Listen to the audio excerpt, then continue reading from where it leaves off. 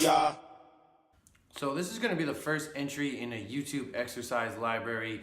So we're going to start with series 1, basically covering all the foundational exercises, pushes, pulls, knee bends, hip bends, and core training. So we're going to start with a foundational exercise that carries over to everything that we're going to do.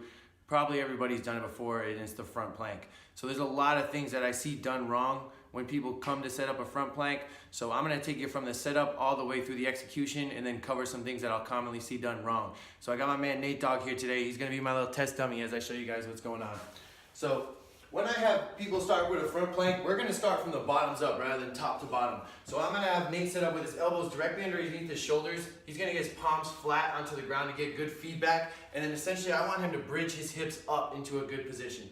So this is what we're looking for here. Nice flat back all the way from the head back to the ankles.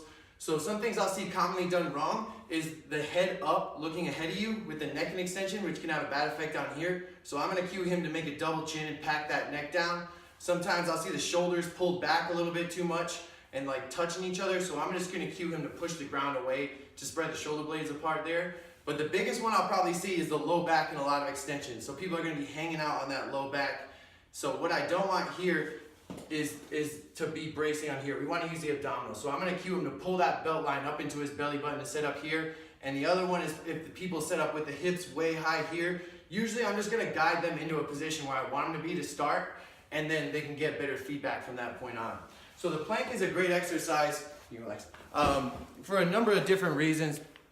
But essentially it has carryover into anything. We're learning good posture and position, and this can be as intense or as mediocre of an exercise as we make it to be. You can hang out on a plank for a couple minutes if you want, but usually what I'll do is once people get to a minute, we're gonna get some sort of variation to further make it more difficult. But if you program this as an activation before your workout and just get full exhales with each breath scheme, you can get 8 breaths here and this can really smoke you.